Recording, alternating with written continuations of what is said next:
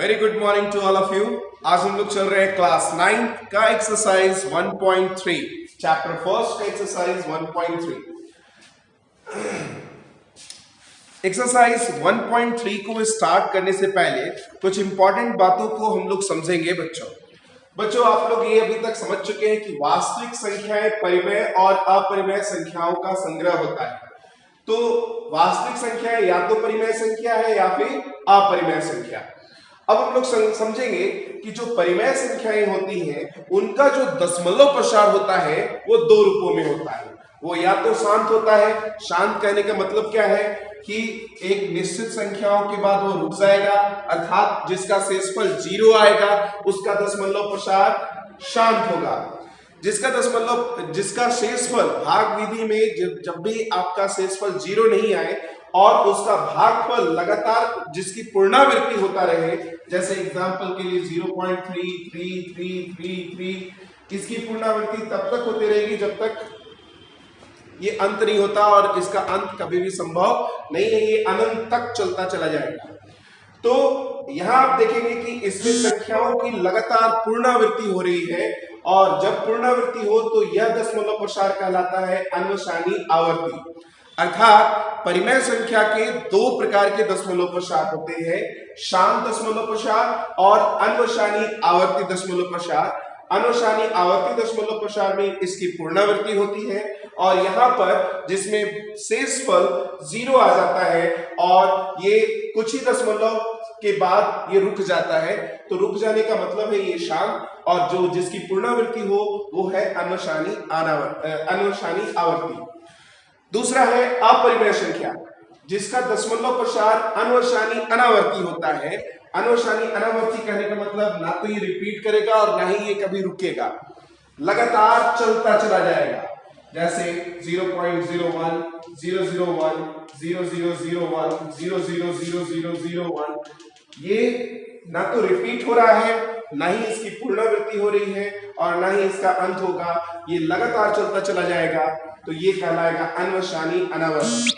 तो वास्तविक संख्याएं दो प्रकार की, परिमेय और अपरिमेय। परिमेय का दशमलव प्रसार दो प्रकार का, शांत और अन्वसानी आवर्ती, और अन्वसानी अनावर्ती अगर जब ये हो जाएगा तो वह अपरिमेय संख्याओं का दशमलव प्रसार होगा। उम्मीद करते बच्चों इस कॉन्सेप्ट को आप समझेंगे, और इसको वीडियो को पॉज करके आप इसको नोट कर लीजिएगा, ये काफी इंपॉर्टेंट है आपके लिए, तभी हम लोग क्वेश्चन नंबर 1 के आगे के क्वेश्चंस को सॉल्व कर सकते हैं। नोट करेंगे इसको।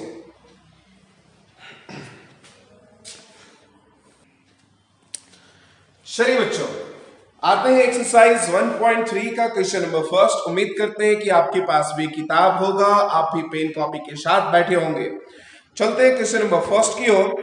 निम्नलिखित भिन्नों को दशमलव रूप में लिखिए और बताइए कि प्रत्येक का दशमलव प्रसार किस प्रकार का है, शांत है कि अन्वसानी आवर्ती है।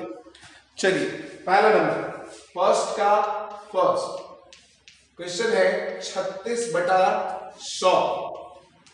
बच्चों आप देख रहे हो कि नीचे ये 2 0 है, यानी ऊपर में हम 2 अंक के बाद दशमलव देंगे तो आप लिखोगे 0.36।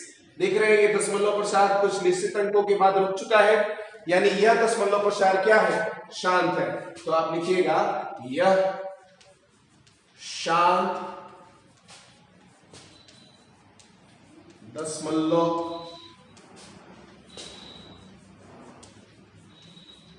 प्रसार है। एक दो और क्वेश्चन हम लोग चलते हैं बच्चों, जैसे क्वेश्चन नंबर है आपका 6, क्वेश्चन नंबर 6। क्वेश्चन नंबर 6 है 329 को आपको भाग देना है 400 से। 329 को आप भाग दीजिए 400 से। चलिए तो हम लोग क्या करेंगे, 400 से भाग देंगे 329 को।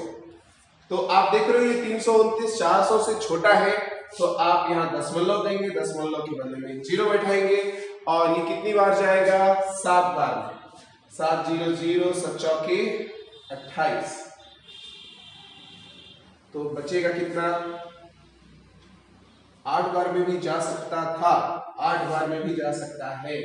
8 बार में दीजिए तो ये हो जाएगा 8 चौके 32, ये 0 9 कट जाएगा, फिर से हम यहाँ पे एक 0 बैठाएंगे तो ये अब 2 बार में जाएगा, 4 दूनी 800, ये बच जाएगा 100, फिर एक 0 बैठाओगे तो ये आपका जाएगा 2 बार में, फिर से ये हो जाएगा 4 दूनी 800, बचेगा 200, दशमलव के बदले एक और 0, अब ये 5 बार में जाएगा तो ये कट जाएगा।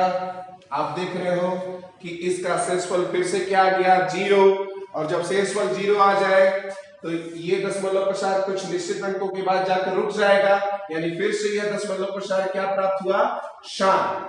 तो आप क्या लिखोगे कि इस 329/400 का दशमलव प्रसार शांत है। समझ में आ रहा होगा बच्चों, उम्मीद करते हैं। बाकी इस तरह से सभी प्रश्न को भाग देकर आपको ये पता लगाना है कि वो शांत है या फिर अशांत है, यानी अनवशुद्ध। क्वेश्चन नंबर 4 आप देखिए, क्वेश्चन नंबर 4 है 3/13, यानी 13 से भाग देना है 3 को। चलिए भाग देते हैं बच्चों। तो ये 0 दशमलव दोगे 0 तो हो जाएगा 13 दूनी 26, यहां आपका बचेगा 4 0, 13 तिया 39, यहां जाएगा 1 0, अभी भी भाग नहीं जाएगा तो फिर एक बार 0, 13 7 91, यहां आपका आ जाएगा 9 0, अब यहां पर 6 बार में 13 6 78, 8, तो यहां जाएगा 2 1 12 0, फिर आप 9 बार में दोगे तो ये हो जाएगा 117। देखो फिर 3 आ गया, 3 से शुरुआत किए थे फिर से 3 आ गया, यानी ये रिपीट होता चला जाएगा, है ना।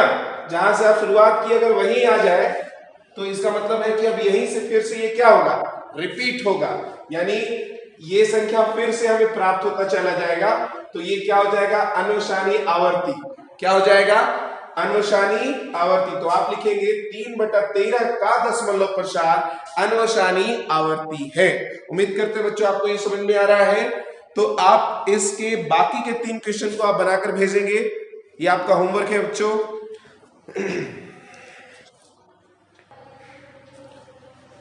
चलिए बच्चों हम लोग चलते हैं क्वेश्चन नंबर 2 की तरफ। आप जानते हैं कि 1/7 के बराबर 0.142857 है।